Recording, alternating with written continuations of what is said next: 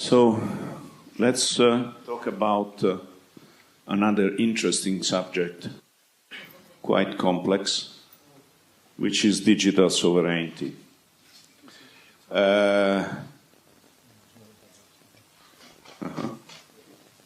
Okay. So the digital sovereignty is basically the ability of controlling the digital independence of an organization, starting from a country down to a company, and the possibility of deciding how to manage the digital contents. Today we are in a digital world, so all contents are digital. And this without any dependency from a single company that decides about digital contents. So I brought a special tool here. This is an authentic Sicilian coppola, which is, I have to introduce the GAFAM concept here, because imagine that the CIO of the 5 companies, Google, Apple, Facebook, Amazon, and Microsoft, all wearing a Sicilian coppola and telling you, I know where you live, and I know what you do, and I'll control you. And I can tell you that if you tell this with a Sicilian coppola around Palermo, the other guy would be scared. And the funny thing is that they changed name, probably because people they said GAFAM is already known, but ironically, now they are Alphabet, Amazon, Apple, Meta, and Microsoft.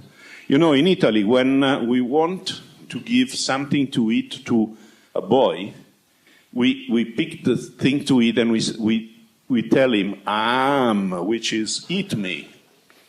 So now from GAFAM, which was not so clear, they went to which is extremely clear. We want to eat you. So this is their concept. And just to give you an idea of what these companies knows about us, this it's clear, but it's not the entire table. The entire table doesn't fit in a slide, so I had to put it this way. And this is what these companies knows about us.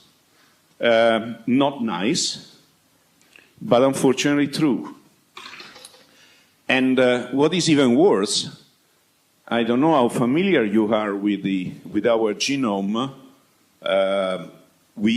Each one of us carries his own genome. It's part of our body. And some human genes had names that Excel could not handle. It was the program is so smart that was converting gene names into month names. Because there was a gene name that was MAR, M-A-R, and Excel thought it was a month. So it was correcting the genome names into dates. LibreOffice, by the way, Calc, has never done this, because Calc is smart enough to understand that it's not a number. So instead of Excel correcting a bug, the scientific community had to change the genome names. And I personally feel offended by the fact that a company forced the scientific community to change the genome names because the software cannot be updated or upgraded or whatever you call it to manage that names. I think this is, in my opinion, is unbelievable. And the scientific community should have just stood up against Microsoft and say, you have to correct that because we cannot change genome names. But they had to change them. And this is the result of this. This is a network of the lobbyists of the main companies, that is Google, Microsoft, Apple. In Brussels, there are more lobbyists than members of parliament. On average, each member of parliament has 2 lobbyists, which is incredible. And all this has been, not specifically this, but this kind of economic structure has been studied by this lady. She's a professor at Princeton University in the United States. With this book is The Age of Surveillance Capitalism. She has analyzed how, from a simple search engine, these companies have been able to transform our data, our search, into money. Because of course, you do a search, but then if you add some traits, the next round of searches will have additional information. And at the end, if you do searches on a regular basis, each search will add information about who is searching. So you will have a profile. And on top of this, there will be another development, which is the one that goes outside the search engine. So they share data with the other companies basically to make a profile of us and to control us. And this is unfortunate and should be solved. We should get back our data.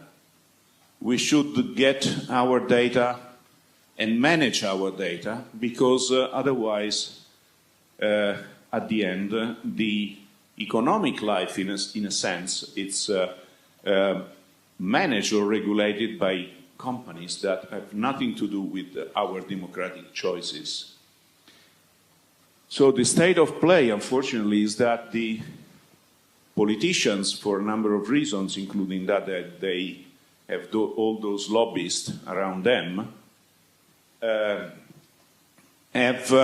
see these companies as part of the overall economy. So they, in a sense, they accept what these companies are doing. And although there are laws like GDPR or other laws that should forbid some of the actions, at the end they not help but try to provide them a solution. If you look at what has happened with there has been a recent sentence by the European GDPR, European Privacy Manager, that said basically that using Windows Microsoft 365 is illegal, because the data are transferred in a way that cannot be controlled by the user. But instead of saying this is happening because there is a structure and a strategy behind, that so the company should solve it by doing this and that, because they think that they cannot do without Microsoft, which I personally think is not true at all. We are producing a huge amount of data. And the data, from being a pure data, now is a product. And as we produce data, we are products. Next year, this is analyst, is not me inventing numbers with a lot of zeros. We will generate 175 zettabytes of data. You can count the number of zeros, is incredible. So data centers and the public cloud will store, basically will share 50% each of these data. And 92% of all these data will be stored in servers owned by US-based tech companies, which have a clear commercial objectives. I'm not against their commercial objectives, but let's say that my privacy has something against those commercial objectives. And if you are asking yourself how they gather the data, this is, of course, a design, but it's reproducing the sensors that you can normally find in a European or an American, North American city around you. We basically are in the middle of sensors. There are Wi-Fi, mobile phones, mobile towers. Everything is a sensor and can share data. Even if in some cases you don't realize or you are not totally aware of that. And the number of interactions that we have, and each interaction is data. This is again an IDC study. In 2025, we are estimated to produce around 5,000 interactions per day, which is many per hour, per minute. And even if we don't realize that we have this interaction, these are true. And this is an old, not very old, but a slightly old advertising in the States. Axiom is a company owned by Oracle. So these companies sell data. Axiom provides up to 3,000 attributes and scores of 700 million people in the US, Europe, and other regions. The green one. The red one is even more frightening.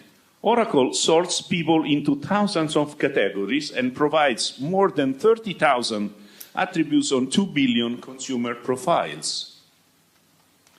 Just to give you a data which is shared by all of us, in our skeleton we have less than 300 bones. So they collect 30,000 data for each one of us. It means that for each piece of skeleton they have 1,000 information. Of course, just as an example, of course but probably they know the size and the weight of my small fingernail. Because if you try to be creative, 30,000 data about a person, it's way more than the person can imagine. So what we should do? We should, of course, be able to decide. I mean, if you're happy to share all your data, it's up to you. I think I have no problem in sharing some of my data, but for instance, I would not like to share my healthcare data. If you share my mobile phones, it's not a big issue. My email is not a big issue. My personal address may start to be an issue. I live with other people. My personal healthcare data would be a big issue for me. So that is something that we should, with the help of government, we should start to regain control of. Is a problem. I think is a problem. This is my opinion, of course, but I think is shared by many people. A large percentage of European government rely on proprietary software for desktop productivity and many other applications. And the problem is that some of these companies, the company that provide this software, have agreements with some governments to provide the data that they collect. It's not specified which data and what they collect. For instance, is the CIA or the National Security Agency in the state ask one of these companies to give them the data about European citizens, they have to. So if they have data about Italo Vignoli, who is me, they will give Italo Vignoli data to the American government. And I start to be really unhappy about that. So the problem is that we don't know which data. There are sentences like Schrems 2 that say that this shouldn't happen in Europe, but unfortunately the problem is that it happens. Which is the difference if governments start to use open source software? So open source software is different in one specific thing. Normally, open source projects do not have commercial objectives as strong as proprietary software. Companies in the proprietary environment have to provide quarterly data to analysts, have to provide data on a regular basis to authorities, and therefore they have to increase their turnover almost on a regular basis. If they do if they have a bad quarter, they have to explain why. So the fact is that this creates commercial objectives that usually are not in line with the objective of the user of their products. Open source software, and I'm not telling you that it's 100% of open source software, but the majority of open source software, and especially open source software based on copyleft licenses, like LibreOffice. So licenses that force everyone to contribute back to the software, which means that this reduces the potential effect of commercial objectives connected to this kind of software, protects the user with transparency. You can look into open source software, and if open source software behaves in the wrong way, you can understand it. You understand where they pick up your information and if they share the information. And usually you have an answer. If the question comes, 2 days ago a user wrote us, I've made a search on my file and I found that inside one of the LibreOffice file there is a string saying LibreOffice 24.2 and a number followed by a number of digits. Is that information about me? No. That is part of the standard, so is described. Not the string of digits, but the fact that an ODF file has to contain the name of the software that has produced the file. And then there is a string of numbers that tells the software when that file has been accessed by, if it was on a computer or somewhere. It's not something that we are sharing with others.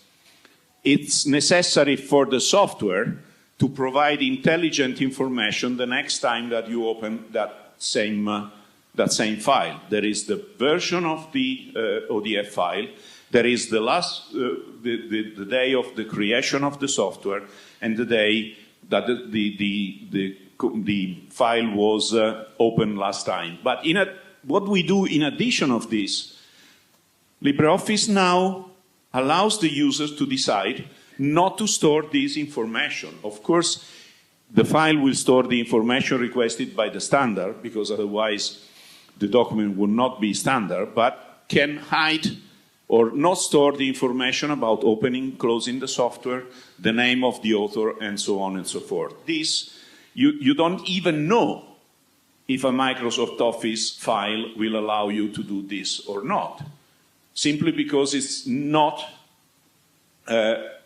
published, it's not part of the standard, and the software is closed, and therefore you cannot see the source code.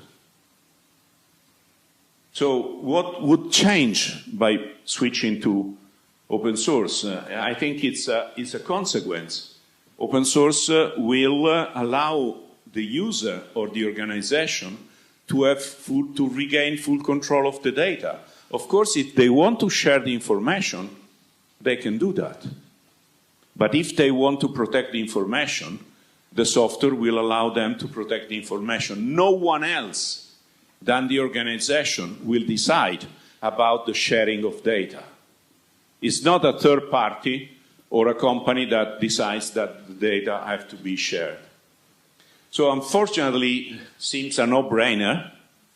And as I said, politicians, they are not technologists, so in many cases they are influenced by other people. Think that you cannot live without Microsoft. You cannot live without Oracle. You cannot live without these companies. And therefore, and I'm not accusing them of doing something wrong, because this is what probably more than 90% of people think. And in some cases, and this is strange but real, I'm 70 years old, I'm not a technologist. When people look at my desktop, the first reaction of these people is, oh, you are using a funny version of Windows. The reality is that I use a normal version of Linux on my desktop. So the next sentence is, of course, it's not a strange version of Windows, it's a normal version of Linux. Oh, you're so old and you can use Linux. Thank you for the so old. Yes, I can use Linux. I just need one neuron connected to my two ends to use Linux. So it's up to you. If you own that neuron, you can use Linux. If you don't own that neuron, sorry, you have to stick with Windows. So politicians do not understand technology normally. They are influenced. So they don't see free open source software as a potential answer. They don't say, okay, we have understood that we may have issues with this big tech. So what could be the alternative? Open source. Okay, let's have a look at open source. When you mention open source, in some cases they will say, no, open source is not going to work anyway. So this is unfortunately the point where we have to be more effective in talking to politicians and to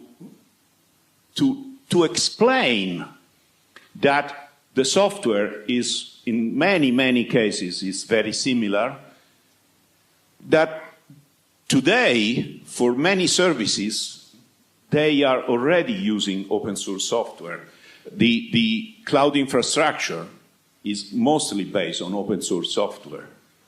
Even Microsoft has admitted that Azure has over 50% of Linux servers.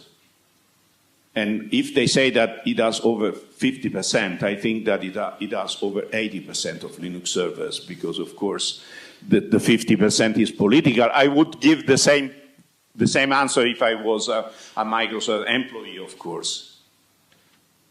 So interoperability is key, and interoperability is something that we care a lot about, because it's part of the open source. We work together.